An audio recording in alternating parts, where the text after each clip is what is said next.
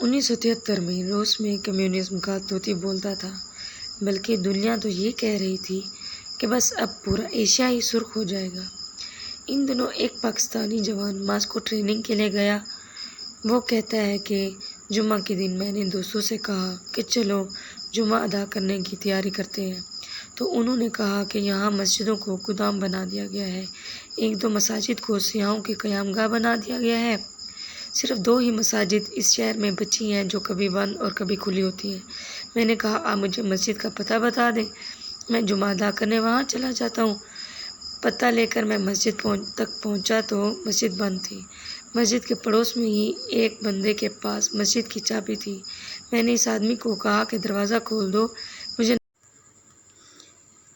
اس نے کہا دروازہ تو میں کھول دوں گا، لیکن اگر آپ کو کوئی نقصان پہنچا تو میں ذمہ دار نہیں ہوں گا۔ میں نے کہا دیکھیں جناب، میں پاکستان میں بھی مسلمان تھا اور روس کے ماسکو میں بھی مسلمان ہی ہوں، میں نماز ادا کروں گا چاہے کچھ بھی ہو جائے۔ میں نے مسجد کا دروازہ کھولا تو اندر مسجد کا ماحول بہت خراب تھا۔ میں نے جلدی صفائی کی اور کام سے فارغ ہونے کے بعد میں نے بلند آواز سے اذان دی۔ اذان کی آواز سن کر بوڑھے، مرد، جوان سب مسجد کے دروازے پہ جمع ہوئے کہ یہ کون ہے جس نے موت کو آواز دی۔ مسجد کے اندر کوئی بھی نہیں آیا۔ خیر، میں نے جمعہ تو ادا نہیں کیا کیونکہ اکیلا ہی تھا، بس ظہر کی نماز ادا کی اور مسجد سے باہر آ گیا۔ جب میں جانے لگا تو لوگ مجھے ایسے دیکھ رہے تھے کہ جیسے کہ میں نے نماز ادا کر کے باہر نہیں نکلا بلکہ دنیا کا کوئی نیا کام متعارف کروا کر مسجد سے نکلا۔ ایک بچہ میرے پاس آیا اور کہا کہ آپ ہمارے گھر چائے پینے آئیں۔ اس کے لہجے میں خلوص ایسا تھا کہ میں انکار نہ کر سکا۔ میں ان کے ساتھ گیا تو گھر میں طرح طرح کے پکوان بن چکے تھے اور میرے آنے پہ یہ سب بہت خوش دکھائی دے رہے تھے۔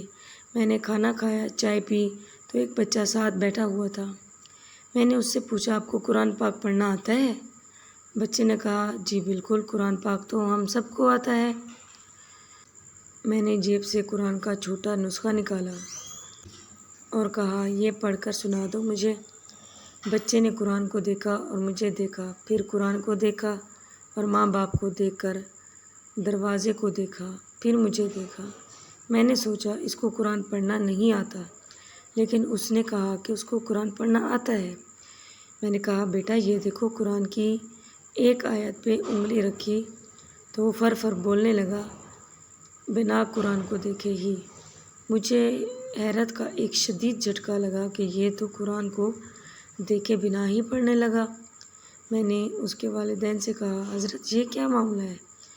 انہوں نے مسکرا کر کہا دراصل ہمارے پاس قرآن موجود نہیں، کسی کے گھر سے قرآن پاک کی ایک آیت کا ٹکڑا بھی مل جائے تو اس تمام خاندان کو پھانسی کی سزا دے دی جاتی ہے، اس وجہ سے ہم لوگ قرآن پاک نہیں رکھتے۔ تو پھر اس بچے کو قرآن کس نے سکھایا؟ میں نے مزید حیران ہو کر کہا ہمارے پاس قرآن کے کئی حافظ ہیں، کوئی درزی ہے، کوئی دکاندار، کوئی سبزی فروش، کوئی کسان۔ ہم ان کے پاس اپنے بچے محنت مزدوری کے بہانے بھیج دیتے ہیں، وہ ان کو الحمدللہ سے لے کر والناس تک زبانی قرآن پڑھاتے ہیں۔ ایک وقت ایسا آ جاتا ہے کہ وہ حافظ قرآن بن جاتے ہیں، کسی کے پاس قرآن کا نسخہ نہیں ہے، اس لیے ہماری نئی نسل کو ناظرہ نہیں آتا، بلکہ اس وقت ہماری گلیوں میں آپ کو جتنے بھی بچے دکھائی دے رہے ہیں یہ سب کے سب حافظ قرآن ہیں۔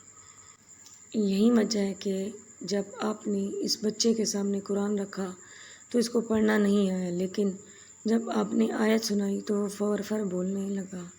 اگر آپ نہ روکتے تو یہ سارا قرآن ہی پڑھ کر سنا دیتا۔ وہ نوجوان کہتا ہے کہ میں نے قرآن کا ایک نہیں کئی ہزار معجزے اس دن دیکھے۔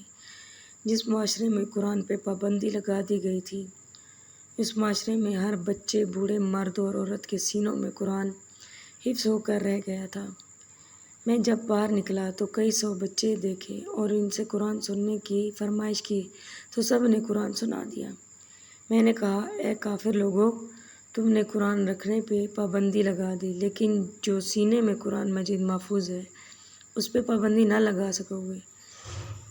غیر مسلم طاقتیں جتنی کوشش کر لیں اسلام اور قرآن کو نہ مٹا سکیں گے۔